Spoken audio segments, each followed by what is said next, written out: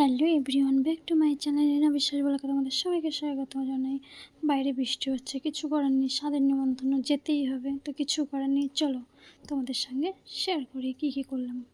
তো দেখো, ফার্স্টে রাস্তার অবস্থা দেখো, কী অবস্থা রাস্তার। বৃষ্টি পড়েই যাচ্ছে, তো কাদা হয়ে গেছে। তো ছাতা নিয়ে যাচ্ছি আমরা। তো ছোট্ট ছোট্ট পায়ে চলতে চলতে পৌঁছে গেছি বাড়িতে। তো এসে দেখো চেয়ারে বসেছি, বসে একটু ডেকোরেশনটা দেখছিলাম। তো দেখা টাকার পরেই নাকি খেতে দিচ্ছিলো, তা গিয়েই বেশিক্ষণ বসিনি, 10 মিনিটের মতো বসেই ছবি টবি তুললাম, একটু হালকা করে ভিডিও করলাম। তো গিয়ে দেখলাম মেয়েটাকে খেতে নিয়ে গেছে। তো অনেকটা টাইম হয়ে গেছে, 2:30 বেজে গেছে। তো এরকম সাজিয়েছিল, তো ডেকোরেশনটা খারাপ লাগছে না, ছোটোখাটোর মধ্যে খুব সুন্দর হয়েছিল। তো আমি চলে গেলাম এখন খাবারের এখানে। তো ফাইনালি আমি চেয়ারে বসে আছি। তো ভিড়টা একটু কমই ছিল যেহেতু বৃষ্টি হচ্ছিলো জলকাদার মধ্যে।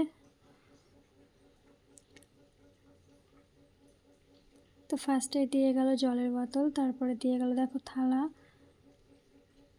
তারপরে ডাল, তারপরে পটল চিংড়ি ছিল। খাবার দাবারটা খারাপ হয়নি, ভালো হয়েছিল।